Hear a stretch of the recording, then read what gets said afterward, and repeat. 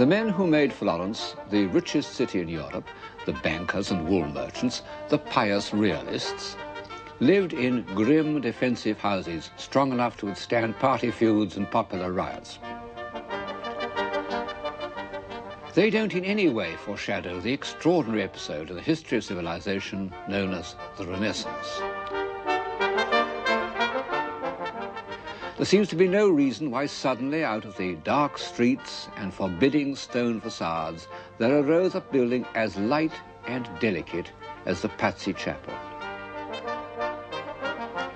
By its rhythms and proportions and its open, welcoming character, it totally contradicts the dark Gothic style that preceded it and to some extent still surrounds it.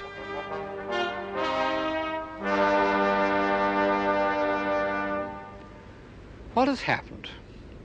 The answer is contained in one sentence by the old Greek philosopher Protagoras. Man is the measure of all things.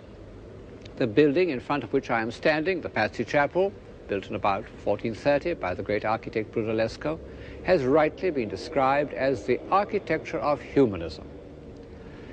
His friend and fellow architect, Leon Battista Alberti, addressed man in these words: "To you is given a body more graceful than other animals, to you power of apt and various movements, to you most sharp and delicate senses, to you wit, reason, memory, like an immortal God." Well, it's certainly incorrect to say that we are more graceful than other animals, and we don't feel much like immortal gods at the moment. But in 1400, the Florentines did. There's no better instance of how a burst of civilization depends on confidence than the Florentine state of mind in the early 15th century. Gloria in excelsis Deo.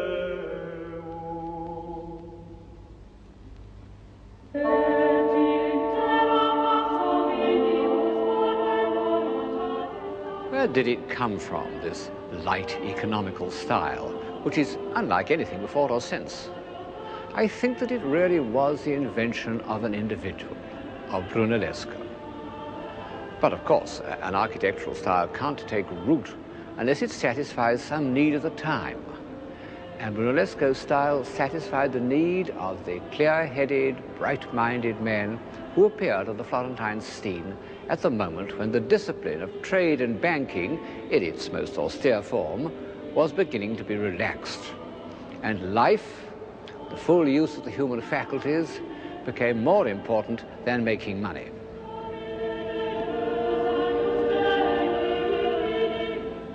People sometimes feel disappointed the first time they see the famous beginnings of Renaissance architecture, the Patsy Chapel, the old sacristy of San Lorenzo, because they seem so small. Well, so they are, after the great monuments of Romanesque and Gothic architecture.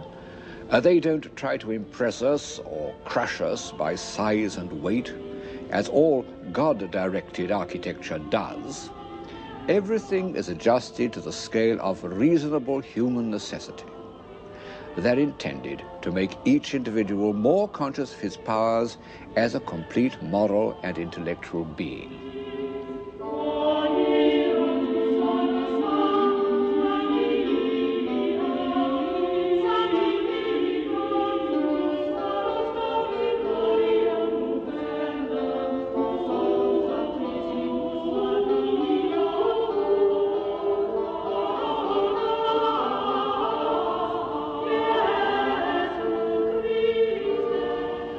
Dignity of man.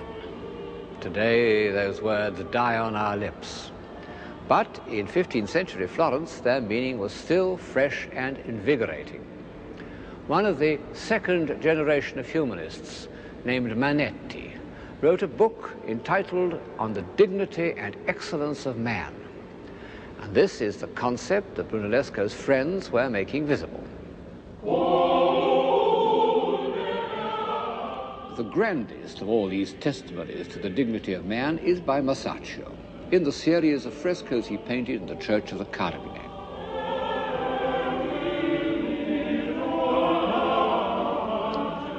Two of them represent the apostles Peter and Paul performing acts of mercy.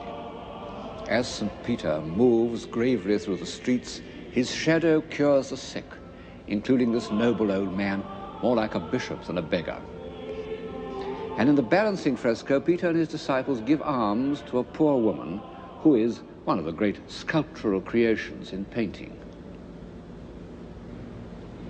What characters they are, morally and intellectually men of weight, the least frivolous of men, infinitely remote from the gay courtiers of Jean de Berry, who were only 30 years older. They have that air of contained vitality and confidence that one often finds in the founding fathers of a civilization. Those that come first to my mind are the Egyptians of the first 4 dynasties. The most famous group in the series represents the story of the tribute money. And the heads of the apostles seem to reflect the high seriousness of the Florentine Republic. It was directed by a group of the most intelligent individuals who have ever been elected to power by a democratic government.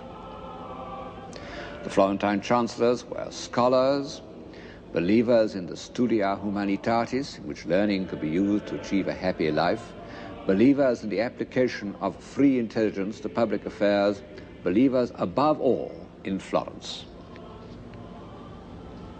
The second and greatest of these humanist chancellors, Leonardo Bruni, compared the civic virtues of Republican Florence with those of Republican Rome. Later, he went even further and compared it to Athens in the age of Pericles, which wasn't far wrong. As I've said before, all the great ages of civilization have seen themselves as part of history, both as heirs and as transmitters. And on Bruni's tomb in the church of Santa Croce are inscribed the words, "History is in mourning."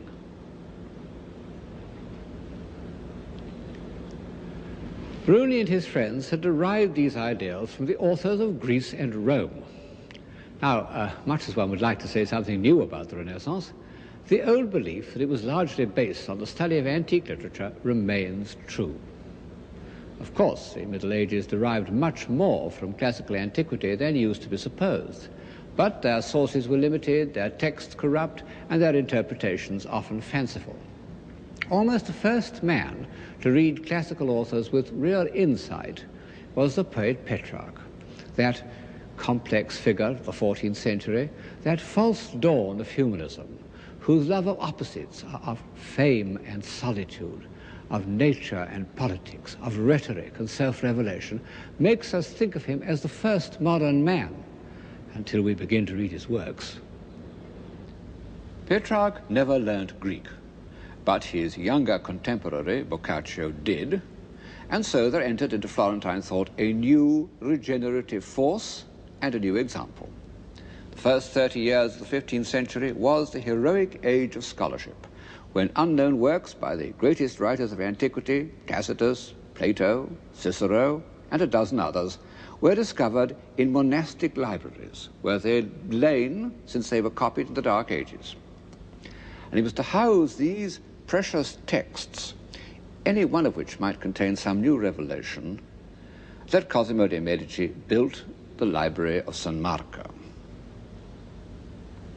It looks to us peaceful and remote, but the first studies that took place there were not remote from life at all. It was the humanist equivalent of the Cavendish laboratory. The manuscripts unpacked and studied under these harmonious vaults could alter the course of history with an explosion not of matter, but of mind. Next to the Pazzi Chapel are the cloisters of Santa Croce, also built by Brunellesco some years later. I said that the Gothic cathedrals were hymns to divine light. These cloisters, with their round arches, running races in their mirth, happily celebrate the light of human intelligence. And sitting in them, I find it quite easy to believe in man.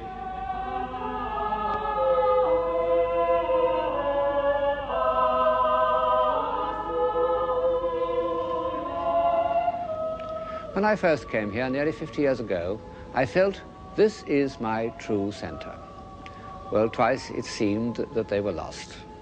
Once at the end of the German occupation, and once when the floods came and there were fishes swimming where my feet are in the ambulatory.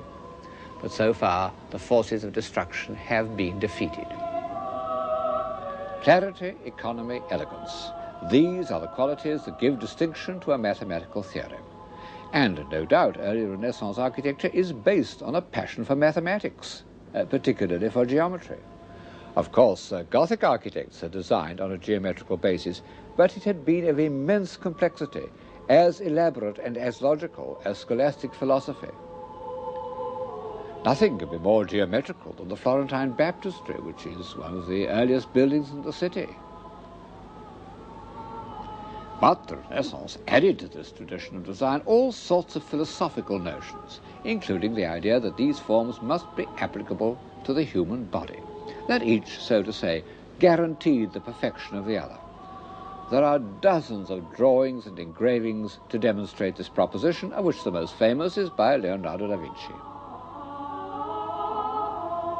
Mathematically, I'm afraid it's really a cheat, but aesthetically it has some meaning, because the symmetry of the human body and the relation of one part of it to another do influence our sense of normal proportion. And philosophically, it contains the germ of an idea which might save us, if we could really believe it, that through proportion we can reconcile the two parts of our being, the physical and the intellectual. The same approach was applied to painting in the system known as perspective, by which it was thought that by mathematical calculation one could render on a flat surface the precise position of a figure in space. And this, too, seems to have been invented by Brunellesco. But we can see it best in the works of his two friends, Ghiberti and Donatello, whose low-relief sculpture is really a kind of painting.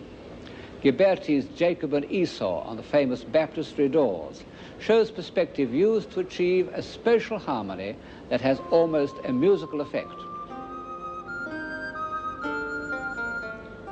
Donatello's relief of St. Anthony of Padua curing a boy's leg shows the other use of perspective, to heighten emotion by a more intense awareness of space. I don't know why I always feel there's something alarming about an empty amphitheater, which suits the drama of this particular subject. The Florentines were extremely proud of this invention, which they thought, wrongly as it turned out, was unknown to antiquity.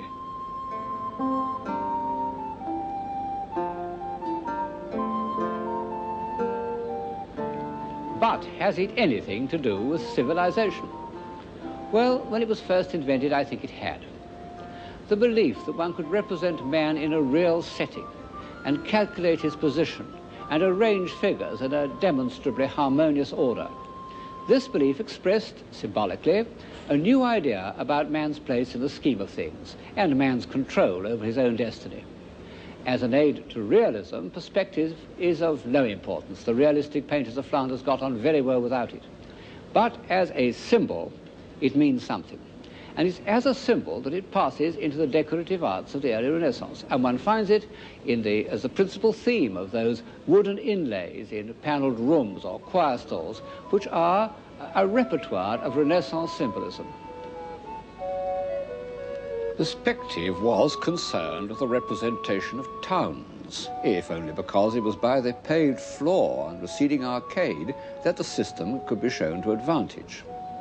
And in the 15th century, painters did a number of pictures of ideal towns which are both architectural harmonies and the perfect setting for social man. Alberti describes in his great book on building the necessity of a public square, where young men may be diverted from the mischievousness and folly natural to their age, and under handsome porticos, old men may spend the heat of the day and be mutually serviceable to one another. I think that Piero della Francesca, who derived so much from Alberti, may well have had this and similar passages in mind when he painted this, the most harmonious of all ideal cities. The early Florentine Renaissance was an urban culture, bourgeois, properly so-called.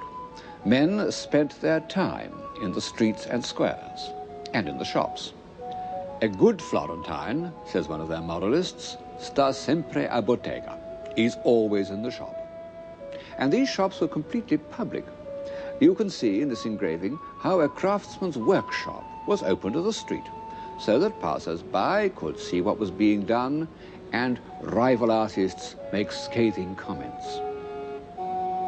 The Renaissance historian of art, Vasari, when he asked himself why it was in Florence more than elsewhere that men became perfect in the arts, gave as his first answer the spirit of criticism, the air of Florence making minds naturally free and not content with mediocrity. And this harsh, outspoken criticism meant that there was no gap of incomprehension between the intelligent patron and the artist. Our contemporary attitude of pretending to understand works of art in order not to appear Philistines would have seemed absurd to the Florentines. They are a tough lot. Many people since Bruni in 1428 have compared them with the Athenians, but the Florentines were more realistic. Whereas the Athenians loved philosophical argument, the Florentines were chiefly interested in making money and playing appalling practical jokes on stupid men. However, they had a good deal in common with the Greeks. They were curious, they were extremely intelligent, and they had, to a supreme degree, the power of making their thoughts visible. I hesitate to pronounce the much abused word beauty, but I can't think of a substitute. Like the Athenians, the Florentines loved beauty. This is a constant source of surprise to anyone who knows them. But as Walter Pater said of Michelangelo, out of the strong came forth sweetness.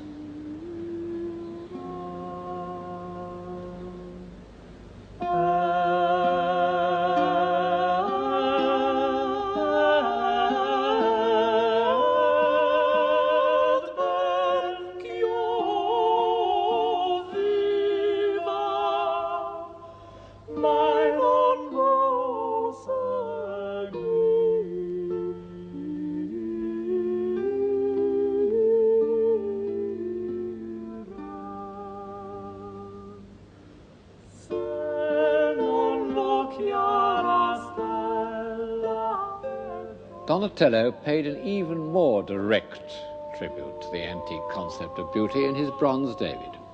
The body is almost disturbingly physical, and the head is derived from that of the great male beauty of the ancient world, the Emperor Hadrian's beloved, Antinous, although with a sharper Florentine accent that makes it far more attractive. Donatello's David stands in the hall of the Bargello, once a court of justice and a prison, now a museum, but still quite a good place to get the flavor of 15th century Florence, because it not only contains great works of the Florentine imagination, like the David, but also the portraits of famous Florentines. There were a few likenesses of individuals in the 14th century, Dante, Petrarch, Charles V of France, Jean de Berry, but they were exceptional. As a rule, medieval people were presented to the eye as figures that symbolized their status. The painter of the Spanish chapel in Santa Maria Novella, although he included so much lively detail, made his popes, kings, and bishops into stereotypes. Their status would have been recognized all over the Gothic world. But these proudly individual characters wished to record for posterity exactly what they were like. In fact, many of these busts are done from actual death masks, which even great artists like Donatello didn't hesitate to incorporate in their work. Of course, this bronze relief isn't at all a death mask. It's the self-portrait of that character who so often flits in and out of the program, the architect and universal man, Leon Battista Alberti. What a face! Proud and alert, like a willful, intelligent racehorse. Among other things, Alberti wrote an autobiography, and as we should expect, he is not inhibited by false modesty. He tells us how the strongest horses trembled under him, how he could throw further and jump higher and work harder than any man. He describes how he conquered every weakness because a man can do all things if he will. It was the motto of the early Renaissance. And it's reflected in the heads of Renaissance heroes as they have come down to us in their memorials, in Donatello's Gattamelata in Padua. Of course, these heads are so much idealized as to be, in our sense, scarcely portraits at all. Realistic portraiture, the use of the accidents of each individual face to reveal inner life, wasn't a Florentine or even an Italian invention.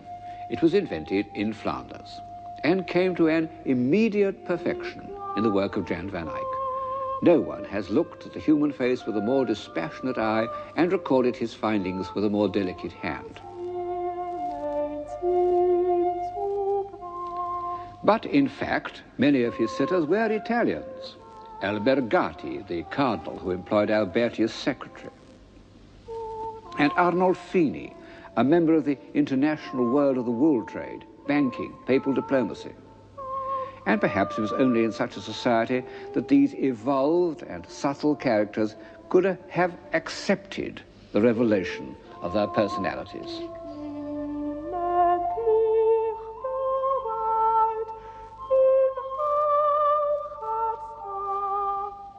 Van Eyck's exploration of personality extended beyond the face.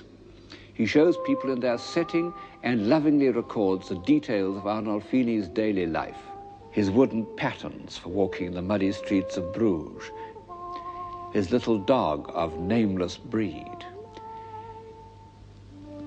his wife's elaborate sleeve, his own fur-lined cloak and convex mirror, and above all, his splendid brass chandelier.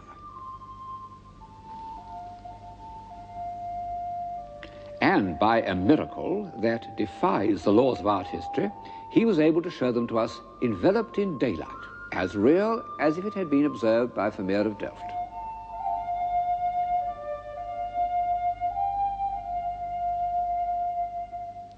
This sensibility to atmosphere the Florentines never attempted. They were a sculpture-minded people. But in their portrait busts, they came to achieve an almost Flemish realism. How like these Florentine worthies are to the confident faces that we see in Victorian photographs. This is the professional man, a doctor, his face lined with the wisdom of experience. In fact, he was Donatello's doctor and saved his life. And this is a businessman called Pietro Mellini. A character in one of Alberti's dialogues says, "A man cannot set his hand to more liberal work than making money. For what we sell is our labor. The goods are merely transferred."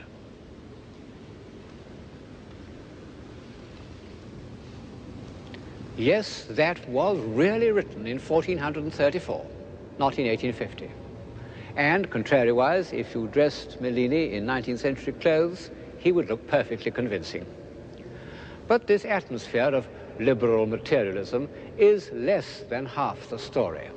After the middle of the 15th century, the intellectual life of Florence took a new direction, very different from the robust civic humanism of the 1430s. Florence had ceased to be a republic in anything but name, and for almost 30 years it was virtually ruled by that extraordinary character, Lorenzo de' Medici. His father and grandfather had prepared the way for him by their activities as bankers. He himself was no financier. He lost a great part of the family fortune. But he was a politician of genius who could distinguish between the reality of power and its outward trappings. The frontispiece of his book of poems shows him in the streets of Florence, dressed as a simple citizen, surrounded by girls who are singing his ballads. What a contrast is this modest printed page to the rich manuscripts of the Duke of Berry. In fact, Lorenzo was a good poet and a most admirable patron of other poets, also of scholars and philosophers, but he wasn't much interested in the visual arts, and the paintings by which his period is remembered were commissioned by his cousin Lorenzino.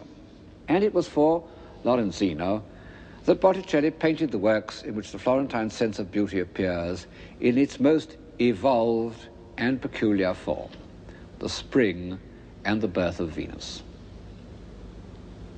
In the earlier of them, the Spring, the subject is derived from Ovid, but this classical inspiration is given a new complexity by memories of the Middle Ages.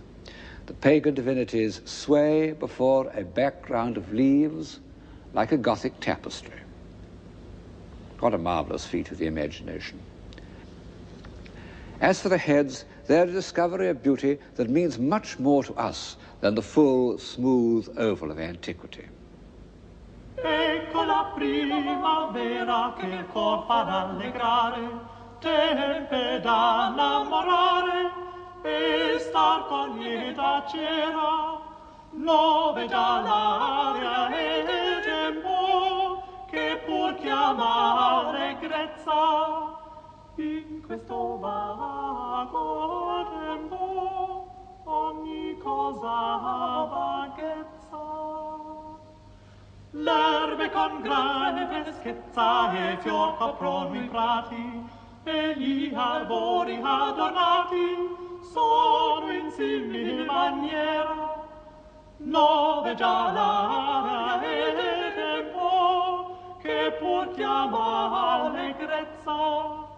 In questo vago tempo ogni cosa ha vaghezza.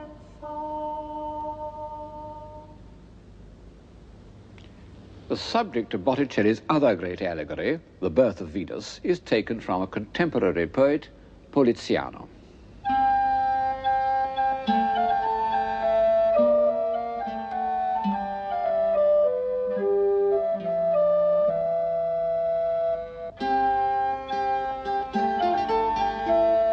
Poliziano was part of a group of subtle Florentines who were inspired by the late Greek philosophers known as Neoplatonists.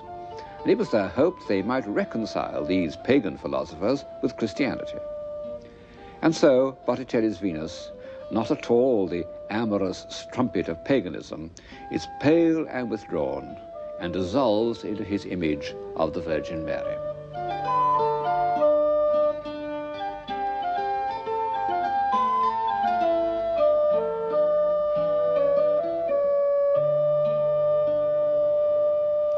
The discovery of the individual was made in early 15th century Florence. Nothing can alter that fact. But in the last quarter of the century, the Renaissance owed quite as much to the small courts of northern Italy, Ferrara, Mantua, and above all Urbino, this small and rather remote town on the eastern perimeter of the Apennines. It could be argued that life in the court of Urbino was one of the high watermarks of Western civilization. The reason is that this court and its dominions were protected from the surrounding ruffians by Federigo Montefeltro, the first Duke of Urbino, the greatest general of his day, who was also a humane and intelligent man. And the town itself, with its soft pink bricks, so different from the harsh stones of Florence, seems to reflect the same feeling of humanity. It's small enough for a good ruler to know all the inhabitants and listen to their troubles, which in fact is exactly what Duke Federigo did. His palace began as a fortress built on an impregnable rock, and only when he'd fought his way to security could he afford to give it the sweet and delicate details which make it one of the most beautiful pieces of architecture in the world.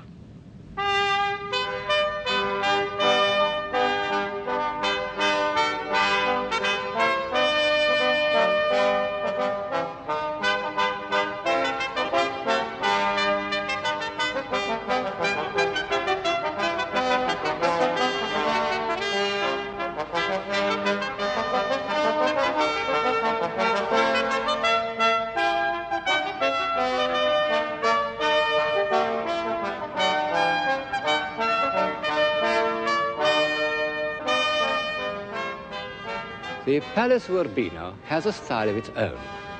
The arcaded courtyard, where I'm standing now, isn't speedy and springy like Brunellesco's cloister, but calm and timeless. And the rooms are light and airy, and so perfectly proportioned that it exhilarates one to walk through them. In fact, I think the interior is the most beautiful in the world, and the only palace that I can go round without feeling oppressed and exhausted.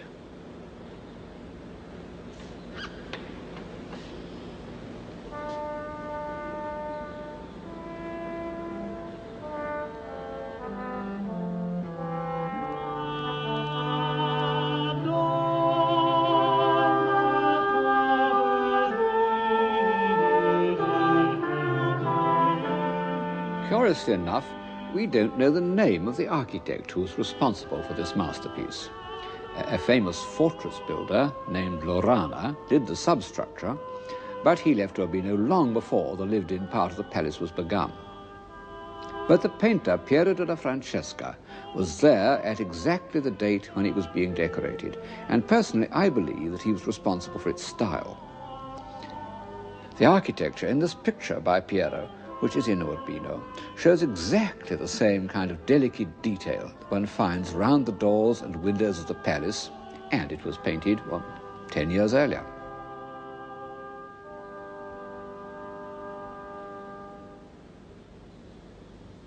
However, I think that the noble proportions and the whole sense of space must reflect the character of the Duke himself. His biographer, named Vespasiano di Bistici, refers again and again to the Duke's humanity. He asked the Duke, what is necessary in ruling a kingdom? The Duke replied, essere umano, to be human. Whoever invented the style, this is the spirit that permeates the Palace of Urbino.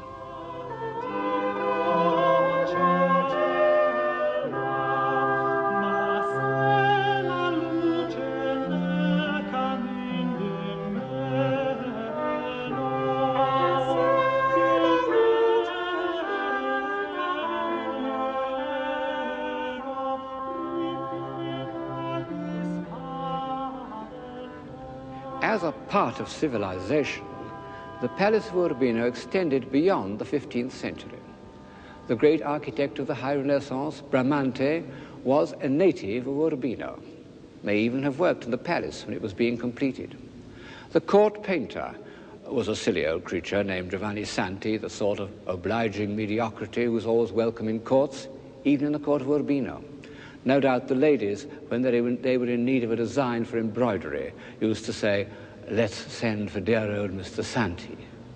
And when he came, he brought with him his beautiful little son, Raffaello.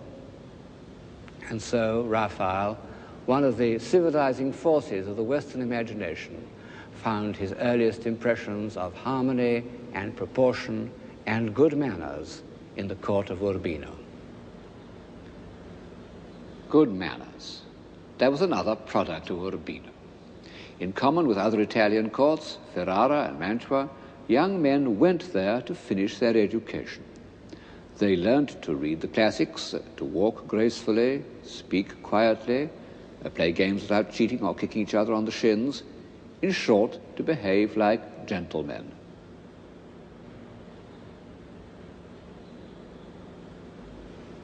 Under Federigo's son and successor, Guidobaldo, the notion of a gentleman was given classic expression in a book called Il Cortigiano, the Courtier, by Baldassare Castiglione.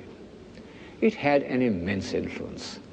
The Emperor Charles V had only 3 books beside his bed: the Bible, Machiavelli's Prince, and Castiglione's Courtier.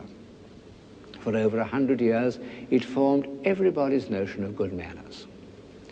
Actually, it's very much more than a handbook of polite behavior, because Castiglione's ideal of a gentleman is based on real human values. He mustn't hurt people's feelings or make them feel inferior by showing off. He must be easy and natural, just as Castiglione himself appears to be in his portrait by Raphael. And he mustn't be a mere worldling. The Cortigiano ends with a moving discourse on the subject of love. Just as Botticelli's Spring unites the tapestry world of the Middle Ages with pagan mythology, so Castiglione's Courtier unites the medieval concept of chivalry with the ideal love of Plato.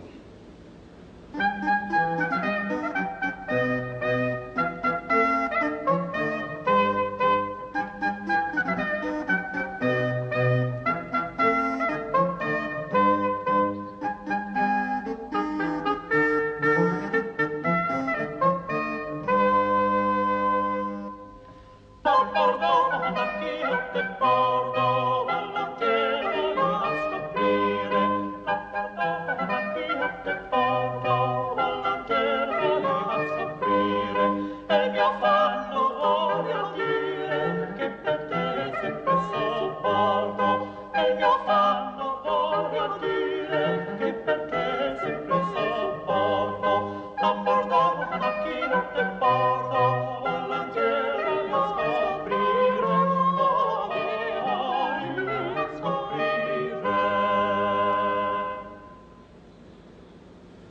no doubt that the court of Urbino, under both Federigo and Guidobaldo, was a high point in the history of civilization. And the same is true, in a lesser degree, of the court of Mantua. The palace of Mantua lacks the exhilarating lightness and lucidity of the palace of Urbino, but it contains one room in which, more than anywhere else perhaps, one can get an idea of civilized life in an Italian court. It's the room decorated by the court painter Andrea Mantegna.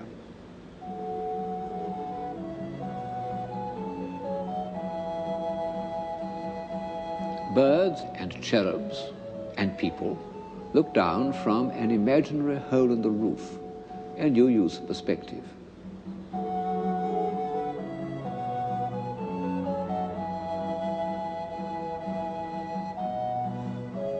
Then come painted busts of Roman emperors,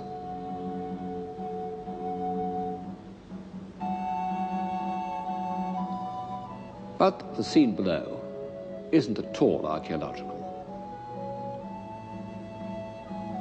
It shows the Gonzaga family as large as life.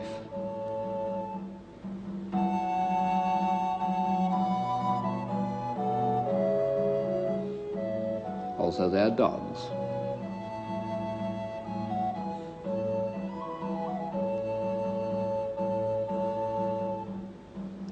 Their courtiers, their old retainers, and one of their celebrated dwarfs.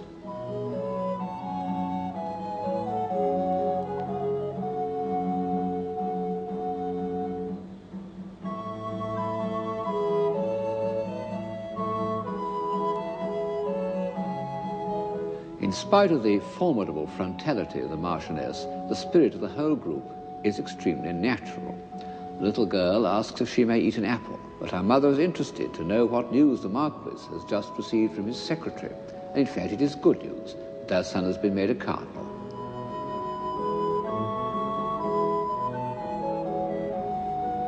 And in another scene, the Marquis goes to greet him, accompanied by his dogs and his younger sons.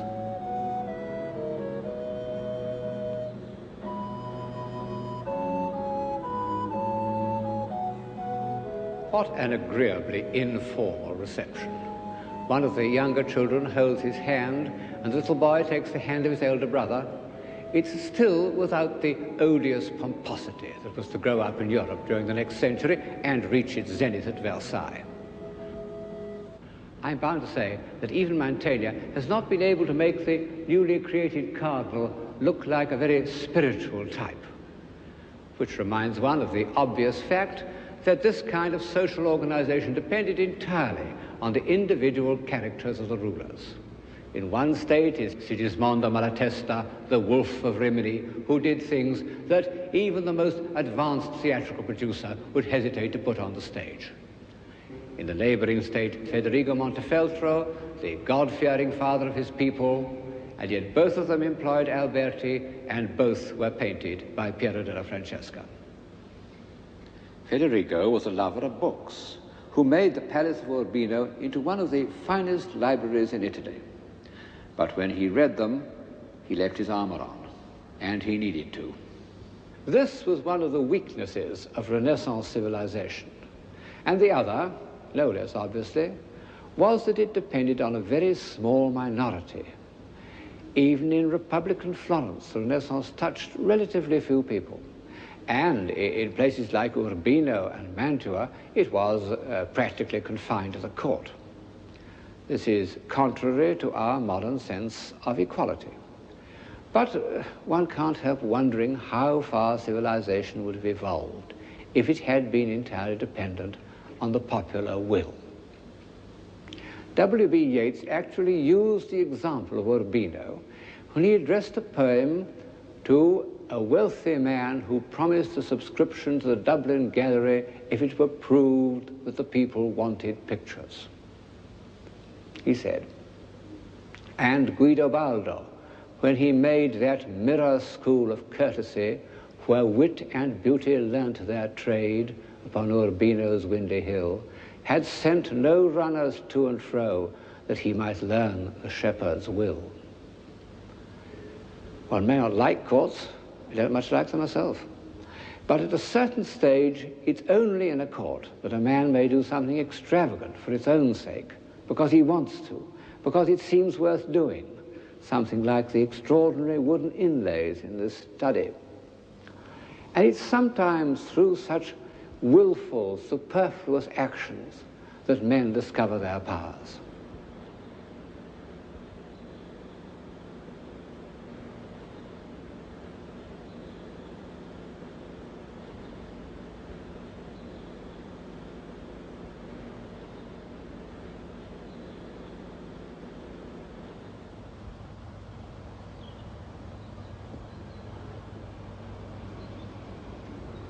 All the same, as one walks through these splendidly extravagant rooms, one can't help thinking, what about the people in the fields? All those shepherds who Mr. Yeats rightly supposed that Guidobaldo did not consult on matters of taste and good manners. Could they not have had a kind of civilization of their own? Well, there is such a thing as a civilized countryside. Looking at the Umbrian landscape with its terraces of vines and olives, and the dark vertical accents of the cypresses, one has the impression of timeless order. There must have been a time when it was all forest and swamp, shapeless, formless. And to bring order out of chaos is a process of civilization. But of this timeless rustic civilization we have no record beyond the farmhouses themselves, whose noble proportions seem to be the basis of Italian architecture. And when Renaissance artists looked at the countryside, it was not as a place of ploughing and digging, but as a kind of earthly paradise.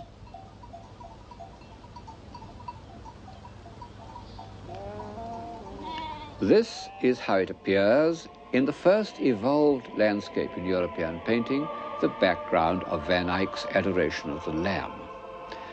The foreground is painted with a medieval sharpness of detail, but our eye, passing over the towers and dense greenery of laurels and palms, floats into a gleaming distance.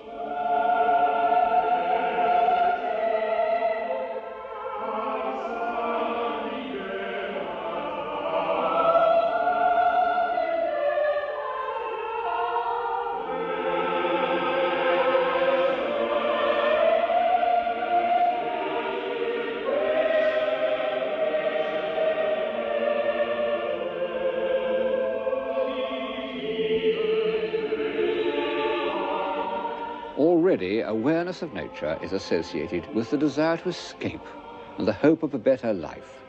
And such it remained in the work of Giovanni Bellini, the founder of Venetian painting, who first used his backgrounds to create a mood in which the action or story of the picture can be more vividly felt.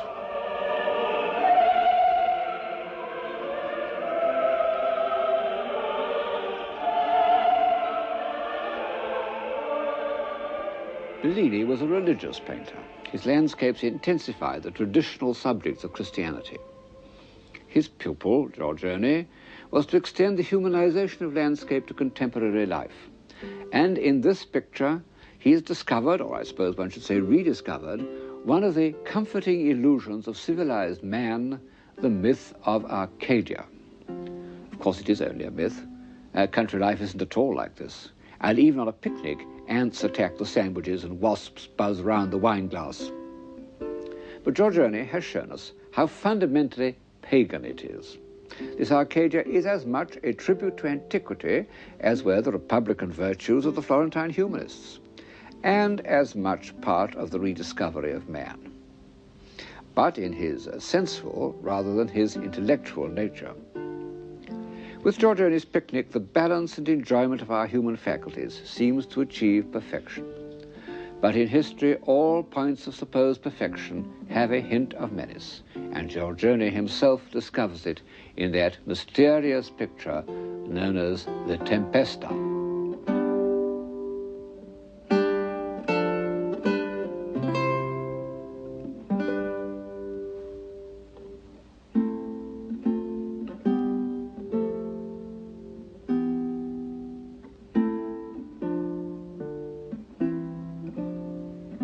What on earth is going on?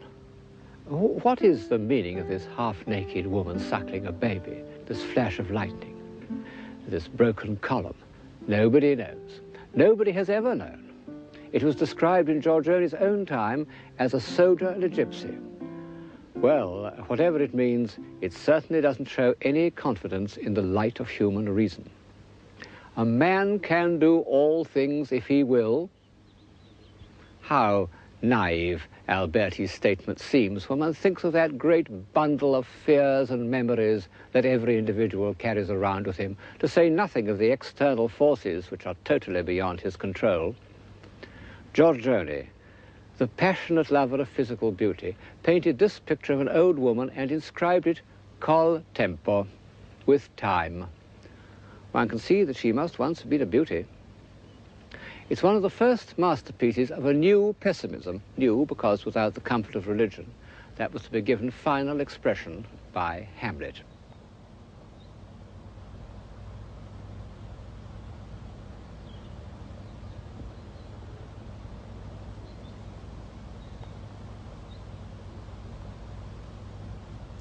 Truth is, I suppose, that the civilization of the early Renaissance was not broadly enough based. The few had gone too far away from the many, not only in knowledge and intelligence, this they always do, but in basic assumptions. When the first two generations of humanists were dead, their movement had no real weight behind it. And there was a reaction away from this human scale of values. Fortunately, they left in sculpture, painting, and architecture their message to every generation that values reason, clarity, and harmonious proportion, and believes in the individual.